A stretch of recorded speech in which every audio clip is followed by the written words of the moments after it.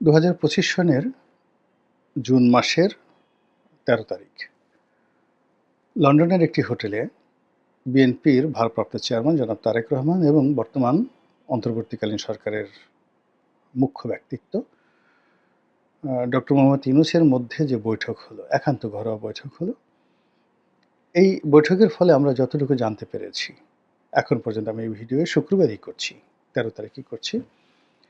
সেখানে সবাই যেটা আশা করেছিল বা আন্দাজ করেছিল সেটা হলো যে ডক্টর মোহাম্মদ ইউনূস বিএনপির চাপে জুন থেকে যেহেতু নেমে এপ্রিলে চলে এসেছেন, ২০২৬ সনে তিনি ডিটারমাইন্ড ছিলেন যে জুন মাসের ৩০ তারিখের মধ্যে তিনি নির্বাচন করবেন।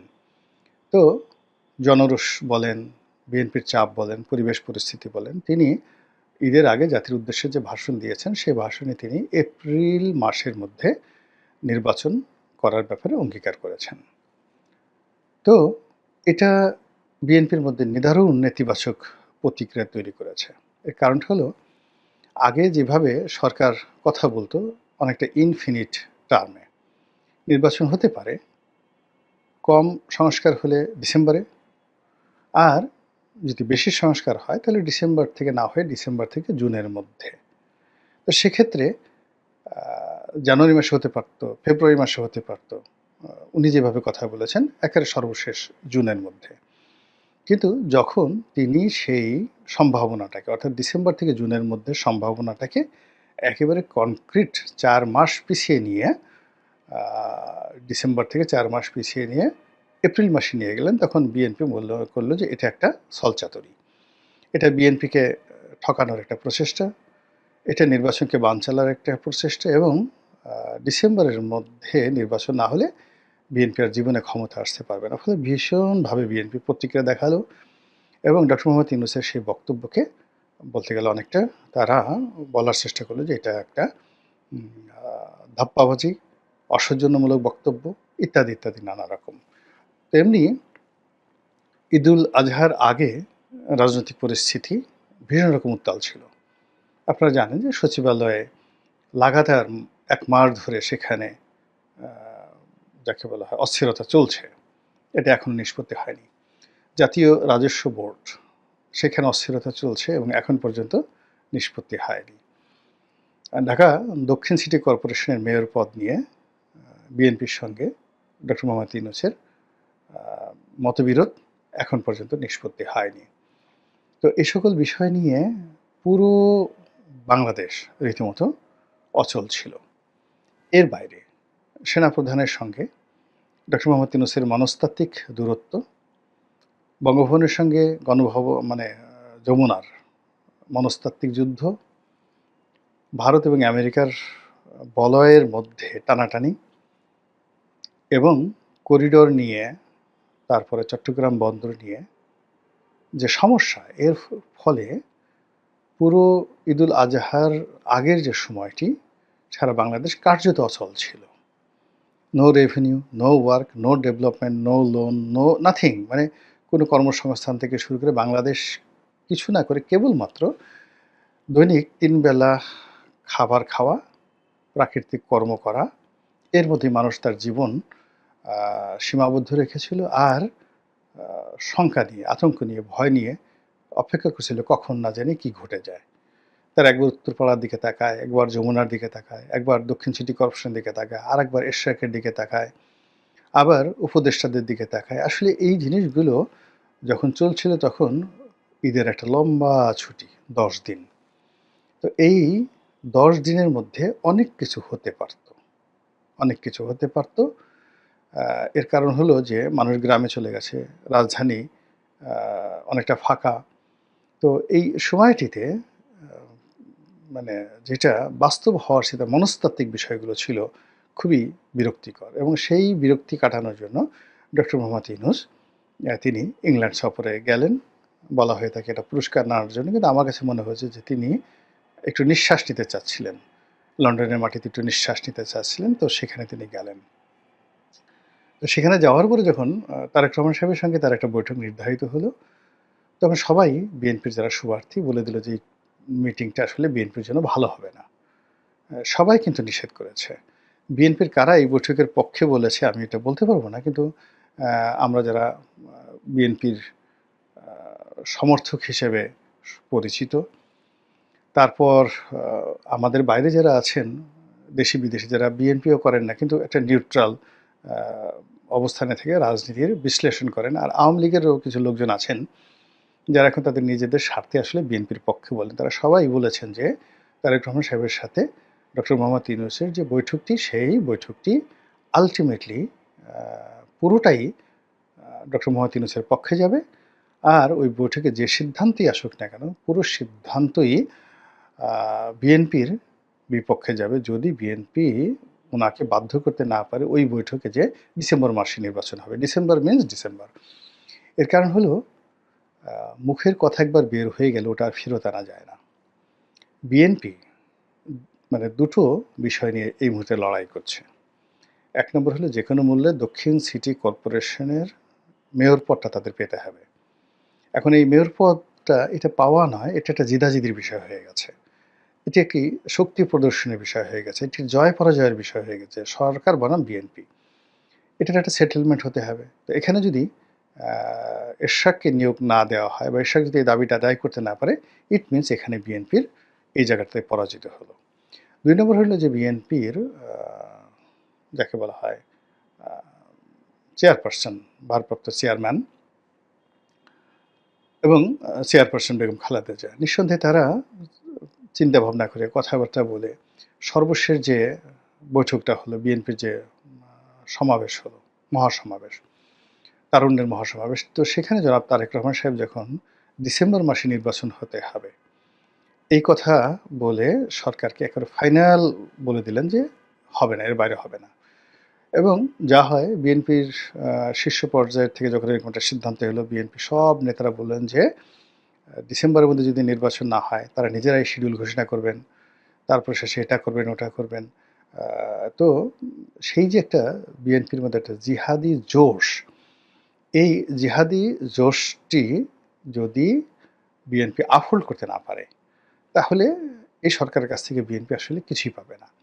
আর সরকার যদি যে কোনোভাবে বিএনপিকে এই ডিসেম্বরের বাইরে নিয়ে জানুয়ারি মাসে নিতে পারে, জানুয়ারির ১ তারিখে নিতে পারে, ফেব্রুয়ারি মাসে ১ তারিখে নিতে পারে, ওটা সরকারের একটা ক্রেডিট। এবং সেই কাজটি কিন্তু সরকার এই তারেক রহমান সাহেবের সাথে বৈঠকে করে ফেলল।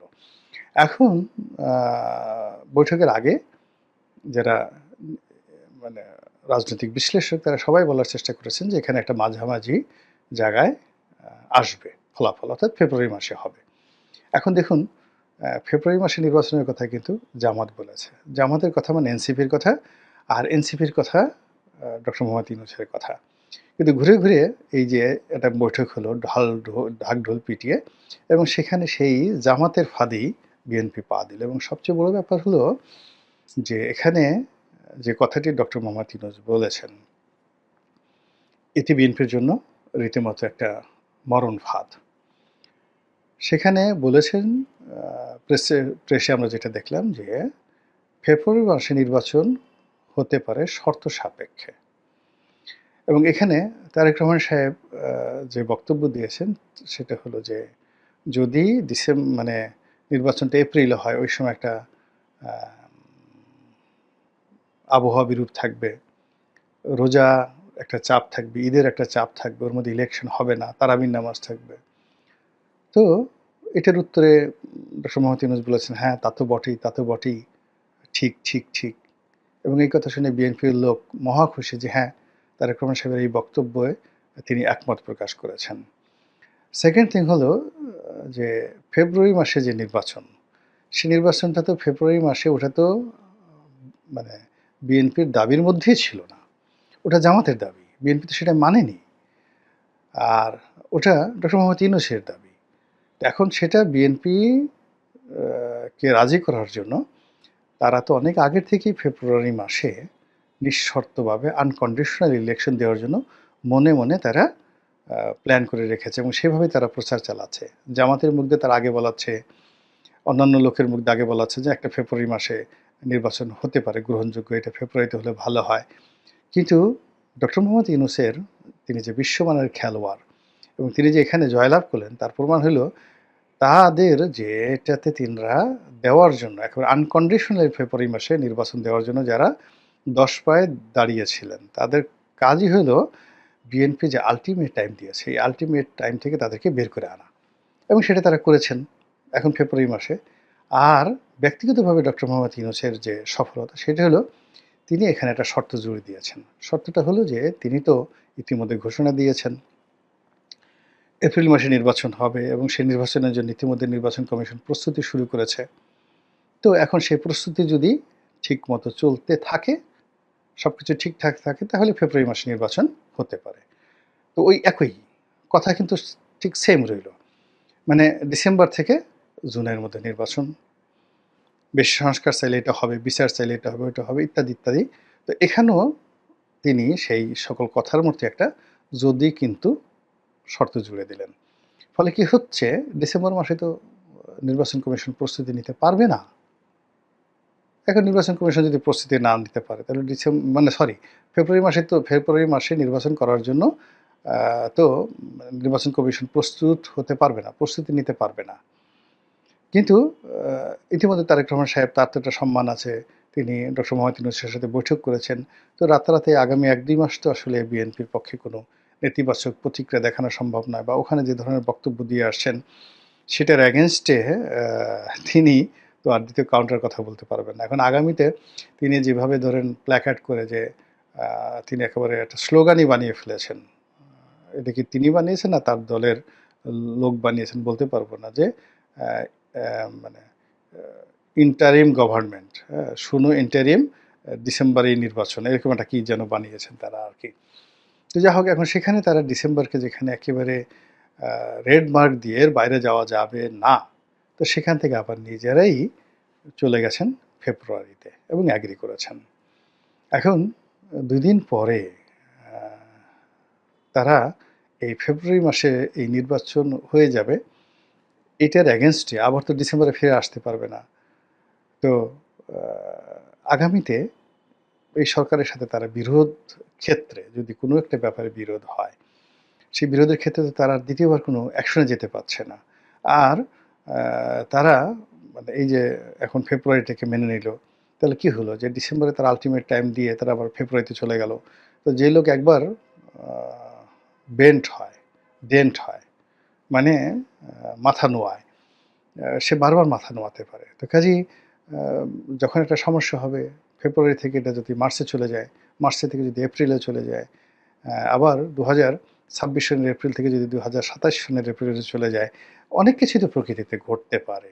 তো সেক্ষেত্রে কি হলো যে যুদ্ধের একটা টাইম লাইন থাকে, সময়সীমা থাকে, যুদ্ধের একটা ব্যারিয়ার থাকে, একটা ব্যারিকেড থাকে, একটা যুদ্ধ ক্ষেত্র থাকে, অধিক্ষেত্র থাকে, প্রতিযোগিতার একটা ক্ষেত্র থাকে, এর ক্ষেত্রের বাইরে যাওয়া যায় না।